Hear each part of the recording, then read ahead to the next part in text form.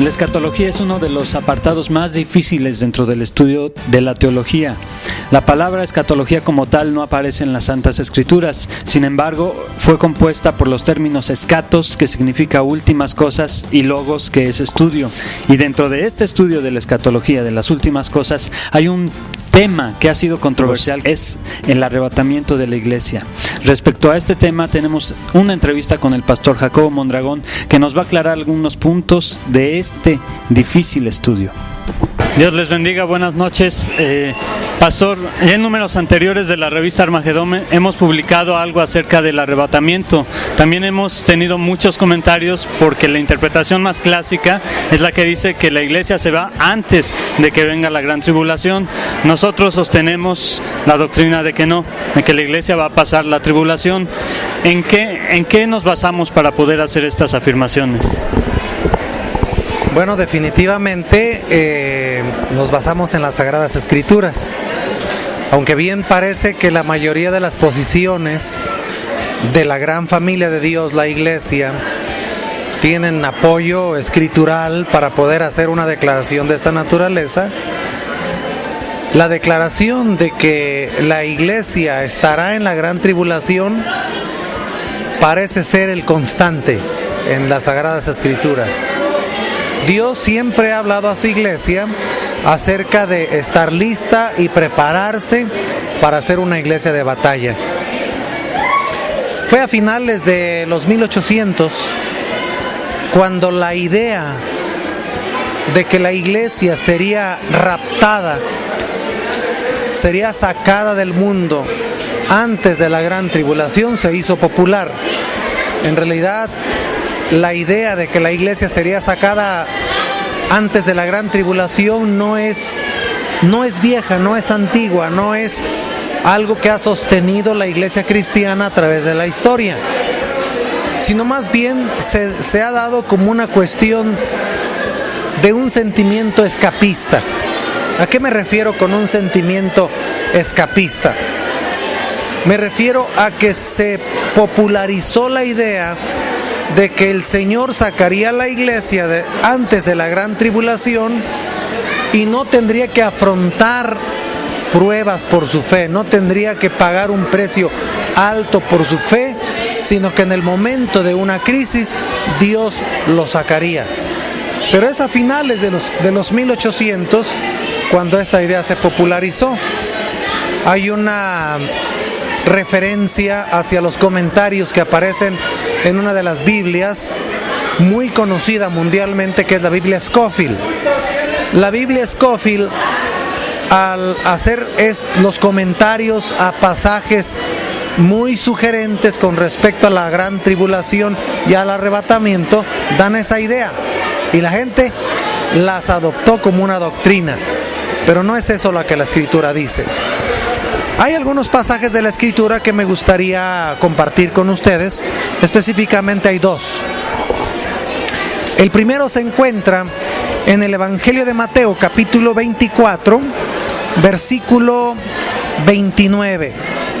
Este pasaje dice de la siguiente manera: Evangelio de Mateo, capítulo 24, versículo 29. Dice así: e inmediatamente después de la tribulación de aquellos días, el sol se oscurecerá y la luna no dará su resplandor, y las estrellas caerán del cielo y las potencias de los cielos serán conmovidas. Entonces aparecerá la señal del Hijo del Hombre en el cielo, y entonces lamentarán las tribus de la tierra y verán al Hijo del Hombre viniendo sobre las nubes del cielo con poder y gran gloria. El arrebatamiento está asociado con la segunda venida de Cristo. Y este pasaje dice: e inmediatamente después de la tribulación de aquellos días. Yo creo que este es uno de los pasajes más claros que tenemos en las Sagradas Escrituras. Hay otro que se encuentra en el libro de Apocalipsis, en el capítulo 7. En este pasaje de las Escrituras se nos habla de otro hecho muy importante que no debemos de olvidar cuando estamos hablando de escatología y de la segunda venida de Cristo asociada con el arrebatamiento. Este pasaje muestra una visión en el cielo. Y esta visión en el cielo habla de gente rescatada, salvada por el Señor. Y entre ellos tenemos la famosa doctrina de los 144,000. Pero mira lo que dice en el versículo 13. Entonces uno de los ancianos habló diciéndome: estos que están vestidos de ropas blancas, ¿quiénes son y de dónde han salido? Yo le dije: Señor, tú lo sabes. Y él me dijo: estos son los que han salido de la gran tribulación y han lavado sus ropas y las han emblanquecido en la sangre del Cordero. Este pasaje nos dice que hay personas que fueron rescatadas, que fueron salvadas, que fueron alcanzadas en medio de la gran tribulación. Han salido de la gran tribulación. No podemos creer que la iglesia será rescatada antes de la gran tribulación y a la vez tener evidencia bíblica de que hay personas convertidas en la gran tribulación. Y oye esto que te voy a decir, Gerardo. La iglesia ha estado por 2000 años en la tierra y realmente hemos tenido tiempos gloriosos de la iglesia, donde la gente ha predicado. Tenemos grandes predicadores a través de la historia que han alcanzado naciones, que han tocado gentes, que han bendecido con el evangelio, desafiando a las naciones con el evangelio. Y el mundo no se ha convertido del todo. Ahora imagínate esto. Viene la gran tribulación, pero antes de que venga la gran tribulación, Cristo saca, arrebata a su iglesia y la lleva para estar con Él. Y después viene la gran tribulación. Mi pregunta es con respecto a este pasaje de la Escritura: ¿cómo podría haber gente convertida en la gran tribulación si la iglesia ya no está presente? La primera pregunta es: ¿quién les predicó? Tendríamos que creer que se convirtieron solos. Ahora, si no se han convertido con la iglesia activa, trabajando fuertemente, alcanzando las almas para Cristo, ¿cómo podemos llegar a pensar que hay gente que se convierte sin la iglesia estar presente?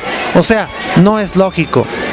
El mundo solamente va a ser convertido a través de la obediencia de la iglesia, de ir hasta lo último de la tierra predicando el evangelio. Por lo tanto, la iglesia está presente en la gran tribulación porque hay gente convirtiéndose en medio de la gran tribulación.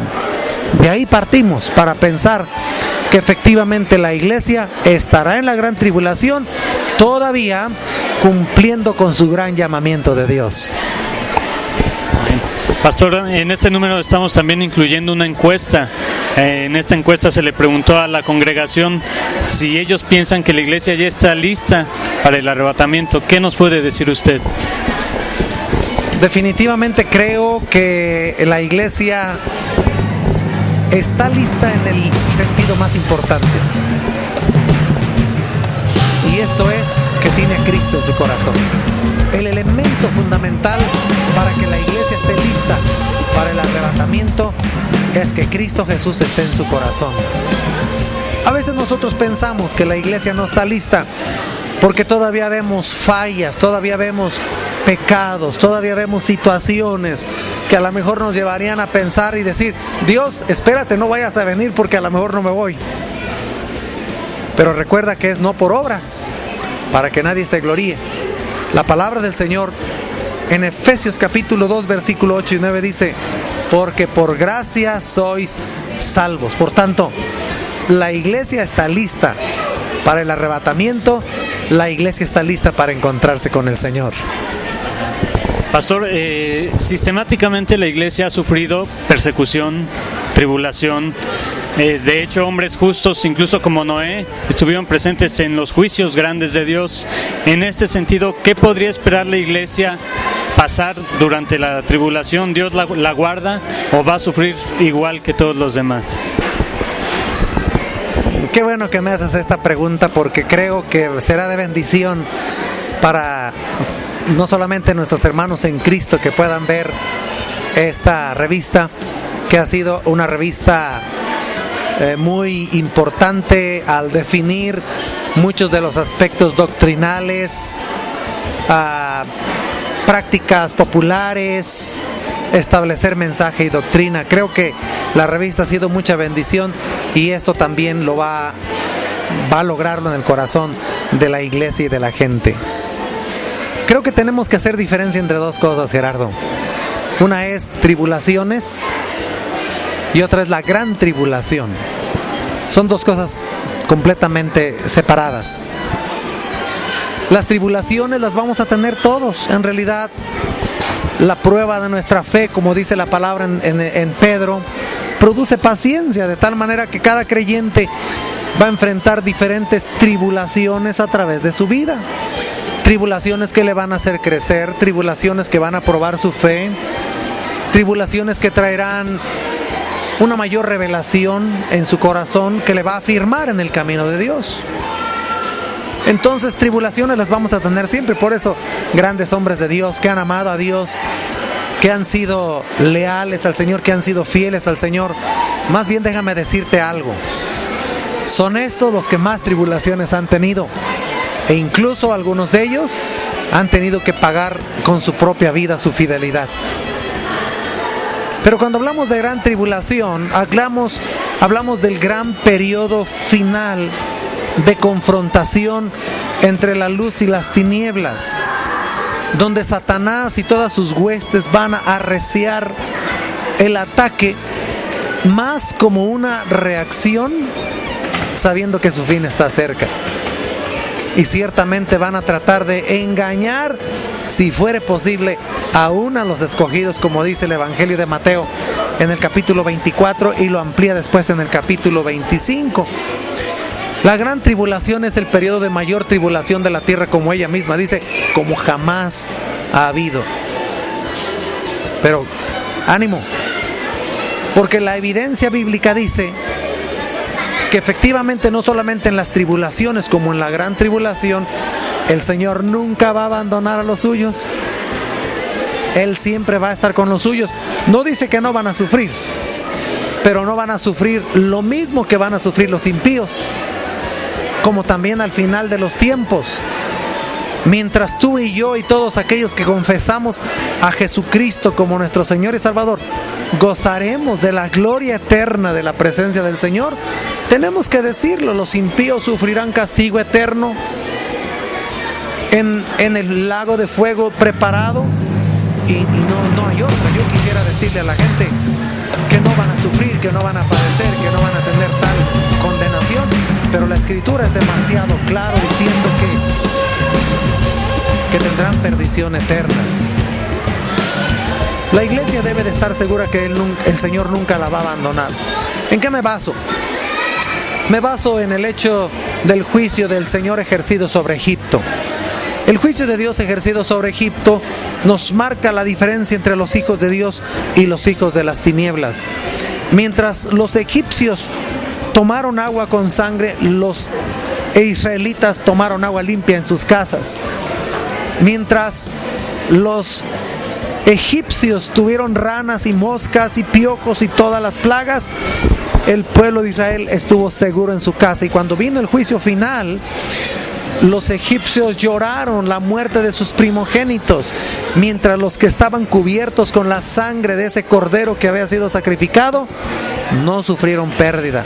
Al final de los tiempos, mi opinión, yo creo que vamos a ver la mano del Señor protegiéndonos de los daños y de los malos que trae la gran tribulación, y creo que glorificaremos más al Señor por ese momento en el cual nos encontramos con Jesucristo, con nuestro Señor y Salvador. Sabremos que tenemos una salvación grande. Amén. Pastor, cada generación, a raíz de la escritura del libro de Apocalipsis, ha vivido con la expectación de la segunda venida de Cristo. Está a la puerta. De hecho, todos vivían con ese sentir. Ahora, los tiempos que vivimos son diferentes, hay guerras, hay pestes, hay pandemias, hay una nación de Israel que ya existe como tal y que en estos momentos, con el tratado de la hoja de ruta, está a un momento de decir paz y seguridad. Sé que no se pueden poner fechas, pero ¿usted cree que realmente ya estemos a un paso de la tribulación y de la venida de Cristo? Es una muy buena pregunta, pero creo que debemos enfatizar lo que dice la palabra del Señor. El día y la hora, nadie la sabe. Por lo tanto, debemos de estar preparados en todo momento. Efectivamente, tenemos muchas evidencias que apuntan hacia cumplimiento de profecías bíblicas, que realmente es nuestro mapa. No son los tratados que los pueblos están haciendo, no son las evidencias físicas las que dan certidumbre a nuestra fe, sino es la palabra de Dios. La palabra de Dios es la que le da certidumbre a nuestra fe. Y la palabra nos dice que tengamos siempre esa actitud, dejando en la soberanía del Padre. Aún Jesucristo lo hizo. Yo siempre he creído que Jesucristo sabía el día y la hora, pero Él, en ese sometimiento de hijo, dice: el día y la hora nadie la sabe, ni los ángeles, ni yo mismo, sino solamente mi Padre Celestial.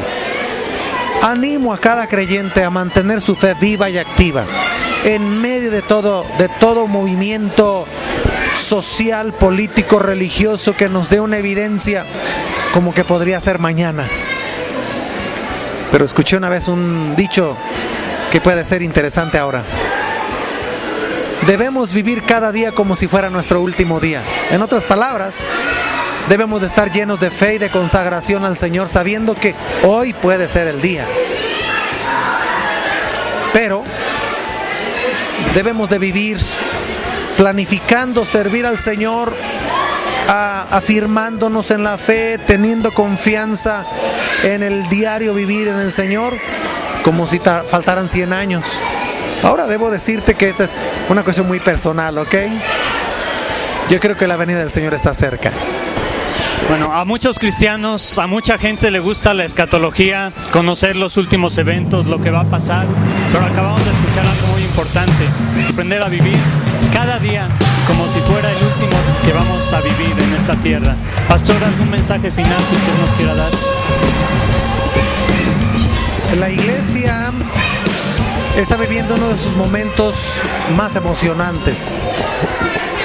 Ahora mismo estamos aquí en una de las zonas de la iglesia, la zona satélite, la cual ha alcanzado uno de sus logros más importantes, como es la multiplicación, donde la zona se ha llenado de gente y nos es necesario llegar a una multiplicación enviando parte de esta zona a otro lugar para que avance el Evangelio. ¿Qué es esto, Gerardo? Es la iglesia en acción. Entonces yo creo que lo que estamos viviendo nosotros es el mensaje más claro acerca de que Cristo está a la puerta, porque su iglesia está activa, porque su iglesia está en movimiento, su iglesia percibe que su encuentro con el Señor está cerca y está acelerando el paso. Y yo creo que eso es muy importante de notarlo. Por eso yo quiero dar este mensaje a toda la iglesia y a todos los que lleguen a ver esta revista, de que se enciendan en el fuego del Espíritu Santo para cumplir con el llamamiento y con el ministerio que el Señor nos ha dado. Quiero decirte que no hay nada que acelere más la venida de Cristo más que la iglesia predique el Evangelio a toda criatura. Guerras, hambres, terremotos, pestilencias, parece que son las señales que todos conocemos. Pero Mateo capítulo 24 versículo 14 dice: y será predicado este evangelio del reino a todas las naciones, para testimonio a todas las naciones, y entonces vendrá el fin. ¿Sabes? Esta es la señal más clara de que Cristo vuelve por segunda vez. si tu corazón vibra ante la evangelización y el alcance de los perdidos, definitivamente eres alguien que percibe la segunda venida de Cristo. Así que ánimo, iglesia, vamos adelante y hagamos que la venida del Señor sea pronta. Dios les bendiga a todos.